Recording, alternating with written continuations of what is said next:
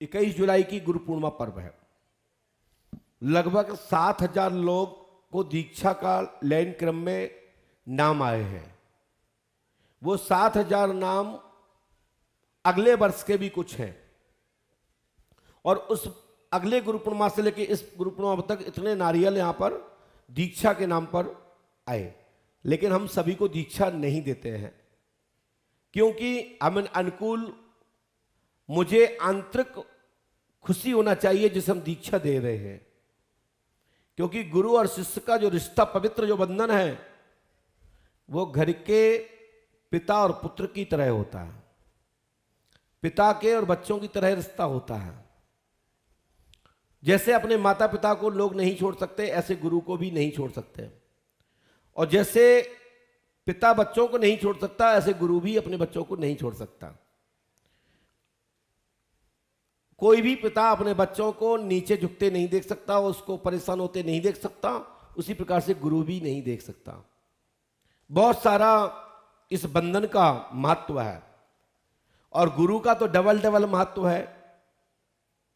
क्या महत्व है कि आपके माता पिता ने मुझे सौंपा, या जिस सदगुरु के शरण में आपको पहुंचाया, तो उसने आपको समर्पित इसलिए किया कि इसके अंदर ज्ञान का संचार हो, इसके अंदर परमात्मा के प्रति आस्था श्रद्धा हो, जीवन के जीने की इसको रास्ता प्राप्त हो, इसको इतनी रोशनी प्राप्त हो जिससे अंधेरे से भटकना बंद हो जाए, और इसका घर परिवार पवित्र हो जाए, और उसका लोक और परलोक दोनों बने, संसार का अच्छे से लाभ उठाए, और इस संसार के बाद भी परलोक भी अच्छे से बने, किसी प्रकार का हमारे बच्चों को दिक्कत ना आए।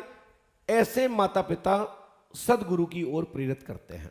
तो 21 जुलाई को गुरु पूर्णिमा पर्व है। जो भक्त जहां से जुड़े हैं, जिन गुरु के शरण से आपको दीक्षित किया गया है, जिन गुरु ने आपका कान को पकड़ा है, कान फूका है, आपको गुरु मंत्र दिया है, अपने अपने गुरु के पास 21 जुलाई को अवश्य जाइए। ये आपके गुरु शरण, आपके आस्था के केंद्र आपको मार्गदर्शन करते हुए आपके गुरुधाम के लिए जाने की प्रेरणा देते हैं। इसको स्वीकार करिए, और इस बात को एक मंत्र की भांति, एक विशेष संदेश के भांति स्वीकार करिए। अपने गुरु के शरण में जरूर जाना चाहिए। और जिनके गुरु नहीं है, इस अवसर पर आपके मन में जहां मन भरा हो, जहां से आपको आत्म शांति मिलती हो, वहां जाकर के दीक्षा प्राप्त कीजिए। और चमक धमक को देख करके दीक्षा नहीं लेना चाहिए। कुछ क्षण के रूप में दीक्षा कुछ समय के लिए नहीं लेना चाहिए। कोई बात हो गई, गुरु जी अपनी दीक्षा वापस कर लो, मैं आपकी दीक्षा वापस करता हूं। आपको दी हुई दीक्षा को वापस कर, सज्जन थे, मैं नाम नहीं लूंगा, बोले आपने ऐसा किया तो आपका पुण्य वापस आ जाएगा, और ऐसा किया तो पुण्य, और आपको बिगैर कर्म धर्म किए हुए हमारा आशीर्वाद है, आपको 10,000 तीर्थों के दर्शन करने का पुण्य देता हूं।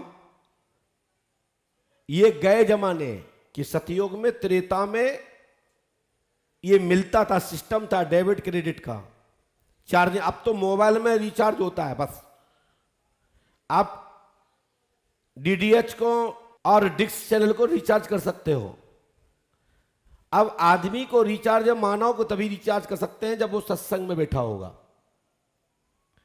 लेकिन आयु प्राप्त होने की या पुण्य देने की व्यवस्था मात्र सदगुरु के पास है। शेष कली काल में बहुत सारी चीजों पर रोक लगी हुई है, क्योंकि कली काल में सब मानव की दिशाएं भटक गई हैं।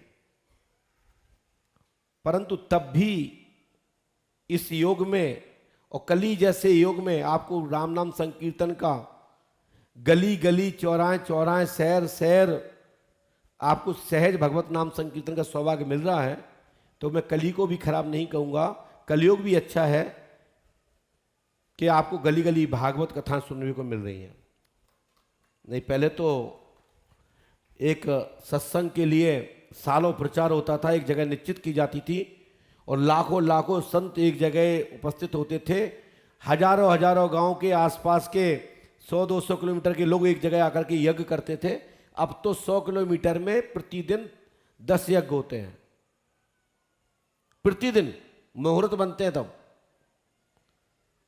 लेकिन सौभाग्य अच्छा है तो आयु बढ़ाना है तो कलयुग में आयु तभी बढ़ सकती है कि आपको नम्र होकर चलना पड़ेगा, अपने आप को झुक के चलना पड़ेगा, ज्ञान का संचार का प्रयोग करना होगा। जो आपके पास ज्ञान है, जो सदगुरु ने दिया है, जो आपके माता पिता ने जो आपको रास्ता दी सदज्ञान की, उससे ही आयु बढ़ सकती है। शेष आयु देने से नहीं बढ़ती, बस सावधानी बना के रखिए, आयु बढ़ती रहेगी।